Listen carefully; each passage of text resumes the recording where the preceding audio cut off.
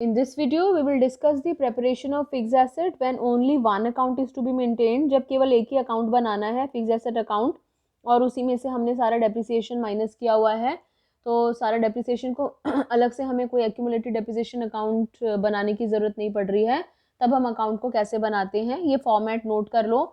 Almost सारा format वैसा ही है जैसा हमने पिछली वीडियो में 2 अकाउंट केस में फिक्स एसेट अकाउंट बनाया था। कोई चेंज नहीं है, एक छोटा सा चेंज है जो अभी हम डिस्कस करेंगे। सो टू बैलेंस ब्रॉट डाउन मतलब opening balance, by balance carried down का मतलब क्लोजिंग बैलेंस, और जिस भी दिन हम एसेट को बेचेंगे उस दिन हम कितनी एंट्रीज करते हैं, 3 एंट्रीज। कौन कौन सी? डेप्रिसिएशन की, बैंक की और P&L लॉस की। अब पिछले क्वेश्चन में क्या था, जब हमने 2 अकाउंट केस किया था तो यहाँ पर जो हमने डेप्रिसिएशन लिखा था वो लिखा था बाय एक्यूमुलेटेड डेप्रिसिएशन, और वो कौन सा अमाउंट होता था, जिस एसेट को बेचा उसका डेप्रिसिएशन।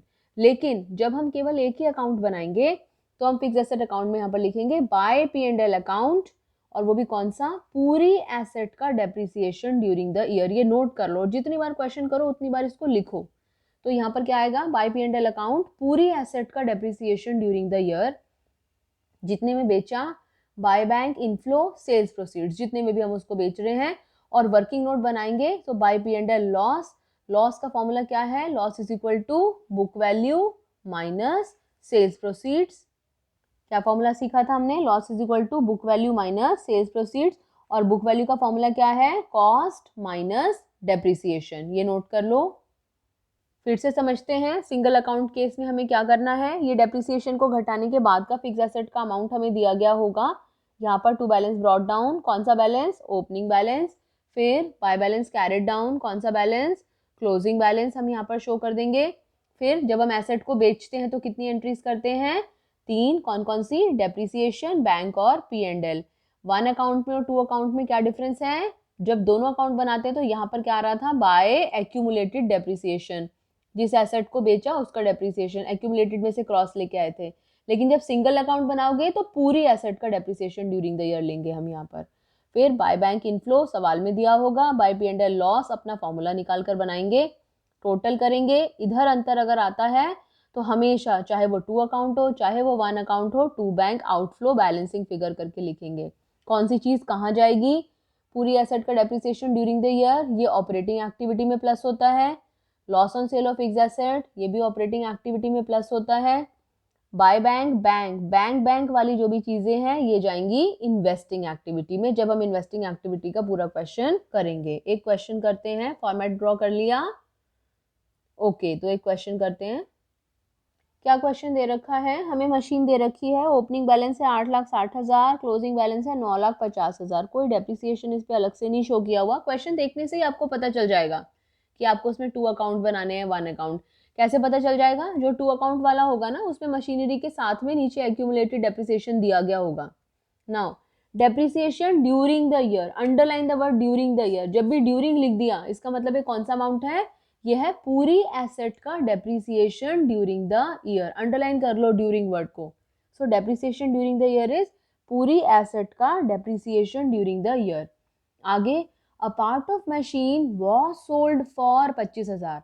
जितने में बेच रहे हैं, जितने में हम उसको बेचते हैं वो क्या कहलाती है, उसकी सेल्स प्रोसीड्स। तो कितनी सेल्स प्रोसीड्स है यहाँ पर, 25,000। और सेल्स प्रोसीड्स कहाँ दिखाते हैं हम, बाय बैंक इनफ्लो के नाम से, which had a book value of ₹20,000। वाह, बड़ा मजा आ गया, इसमें तो क्वेश्चन की बुक वैल्यू निकाल के दे दी। अगर बुक वैल्यू ना दी होती तो हम फॉर्मूला लगाते कॉस्ट माइनस डेप्रिसिएशन का, वो हमें लगाने की जरूरत नहीं है, सीधा हमें बुक वैल्यू दे दी है। अब हमारे पास लॉस का फॉर्मूला है, loss is equal to book value minus sales proceeds. हमारी बुक वैल्यू कितनी है यहाँ पर, 20,000। 20 की चीज कितने में बिक रही है, 25 में। तो जब 20 की चीज 25 में बिक रही है, जब हमने माइनस किया तो हमारा माइनस में 5,000 आ गया। तो हमें एकदम देखने से पता चल गया कि लॉस नहीं हो रहा, क्या हो रहा है, ये हमारा प्रॉफिट हो रहा है। तो हम अपने फॉर्मूले को रिवर्स कर देते हैं। क्या फॉर्मूला हो गया हमारा, profit is equal to sales proceeds minus क्या, बुक वैल्यू। दोनों फॉर्मूले को याद करने की बिल्कुल भी जरूरत नहीं है, एक फॉर्मूला याद रखो, loss is equal to book value minus sales proceeds. अगर पुस्तक मूल्य ज्यादा है और वो कम में बिका है तो हमें लॉस हो रहा है, जैसे ही आंसर नेगेटिव आने लगे, जैसे यहाँ पर 20 माइनस 25 किया तो माइनस का 5000 आया, एकदम समझ जाओ कि वो लॉस नहीं है, वो क्या है, हमारा प्रॉफिट है। तो फिर आप बस प्रॉफिट लिख के वहां पर अमाउंट शो कर दो। ठीक है, तो बार बार 50 फॉर्मूले याद नहीं करने, एक ही फॉर्मूला याद करो, आंसर नेगेटिव आते उसको रिवर्स कर दो। अब इस क्वेश्चन में प्रॉफिट वाला फॉर्मूला लगाते हैं। सेल्स प्रोसीड्स कितने में बिक रहा है, वो 25,000 माइनस बुक वैल्यू कितनी दे रखी है उसकी, हमें 20,000। अगर बुक वैल्यू ना दी होती तो कॉस्ट माइनस डेप्रिसिएशन करके हम निकाल सकते थे। तो 25 माइनस 20 करा तो प्रॉफिट कितना आ गया हमारा, 5000। क्लियर है। अब बनाते हैं अपना मशीनरी अकाउंट। ये हमारा मशीनरी अकाउंट का फॉर्मेट है। सबसे पहले टू बैलेंस ब्रॉट डाउन, कितना है हमारा to balance brought down, question में देखो। ओपनिंग बैलेंस ये 2019 है, 2020 है। ओपनिंग बैलेंस कितना हुआ हमारा, 8,60,000। तो ये 8,60,000 हमने यहाँ पर लिख दिया, टू बैलेंस ब्रॉट डाउन। दूसरा step, by balance carried down. कितना है हमारा बाय बैलेंस कैरिड डाउन, ये दे रखा है हमें यहाँ पर। बाय बैलेंस कैरिड डाउन है हमारा 9,50,000। तो हमने यहाँ पर लिख दिया 9,50,000। उसके बाद में हमने क्या करना है, यहाँ पर जिस दिन हम एसेट को बेचते हैं उस दिन 3 एंट्रीज करते हैं। Number 1 depreciation, number 2 bank, number 3 P&L loss. यहाँ पर कौन सा डेप्रिसिएशन आएगा, जब सिंगल अकाउंट बना रहे हैं तो पूरी एसेट का डेप्रिसिएशन ड्यूरिंग द ईयर। क्या क्वेश्चन में कहीं पर कोई एसेट के साथ ड्यूरिंग लिखा हुआ है, लिखा हुआ है। कितना depreciation during the year was 40,000, यानी कि पूरी एसेट पर कितना डेप्रिसिएशन लगाया हमने, 40,000। कहाँ शो करेंगे इसको, बाय P&L में। बाय P&L डेप्रिसिएशन, पूरी एसेट का डेप्रिसिएशन ड्यूरिंग द ईयर 40,000, ये हमने लिख दिया। Then by bank inflow sales proceeds, जितने में हमने एसेट को बेचा। क्वेश्चन से देखो हमने उस एसेट को कितने में बेचा है, कितने में बेचने की बात कर रहा है वो यहाँ पर। A part of machine was sold for ₹25,000। कितने में बेचा हमने उसको, यहाँ पर लिखा है 25,000 में।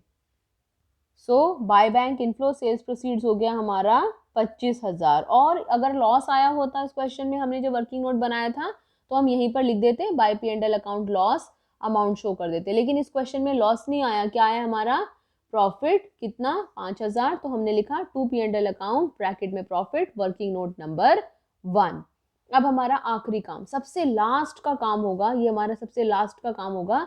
इधर का पूरा टोटल करेंगे, कितना आ रहा है टोटल, 10,15,000। इसी 10,15,000 को हमने लिखा यहाँ पर, और इस 10,15,000 में से हमने 8,65,000 को घटाया, तो हमारा टू बैंक आउटफ्लो आ गया 1,50,000। And this completes our question. तो क्या क्या करेंगे अब हम इसका, P&L डेप्रिसिएशन ऑपरेटिंग एक्टिविटी में plus profit on sale of fix asset, कहाँ जाता है profit on sale of fix asset, मुझे कमेंट बॉक्स में कमेंट करके बताओ, कमेंट करना है। और आपको profit on sale of fix asset को हम ऑपरेटिंग एक्टिविटी में कहाँ ले जाते हैं, जमा करते हैं, घटा करते हैं, कहाँ माइनस करते हैं, ये हमें बताना है। ओके, तो ये हमारा पूरा मशीनरी अकाउंट बन गया। अब इससे रिलेटेड कौन कौन से क्वेश्चंस करेंगे, ये 2 क्वेश्चंस हमें करने हैं। हमें बिल्डिंग का ओपनिंग और क्लोजिंग बैलेंस दे रखा है, डेप्रिसिएशन ड्यूरिंग द ईयर दे रखा है, during the year. Part of building sold for, जितने में हम बेचते हैं उसको हम कहते हैं उसका सेल्स प्रोसीड्स, उसकी बुक वैल्यू यहाँ पर दे रखी है। अब कर लोगे इसको, निकाल लोगे प्रॉफिट या लॉस ना। दूसरा पेटेंट्स, पेटेंट्स भी हमारी नॉन करंट एसेट होती है, इंटेंजिबल फिक्स एसेट होती है ये हमारी। ओपनिंग बैलेंस दे रखा है, क्लोजिंग बैलेंस दे रखा है। पेटेंट्स रिटर्न ऑफ जो लिखा हुआ है बेटा, ये डेप्रिसिएशन ही है।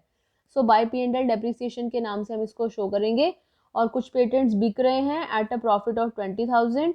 तो प्रॉफिट किस तरफ आता है उसको पुट करना, अगर आपको फॉर्मेट आता है तो अपने आप कुछ चीज़ निकल कर आएगी, आपको पता चल जाएगा कि आपका पेटेंट अकाउंट कैसे बनाना है।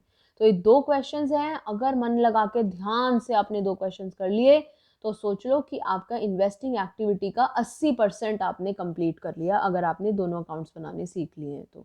ठीक है, thank you for your cooperation, God bless you.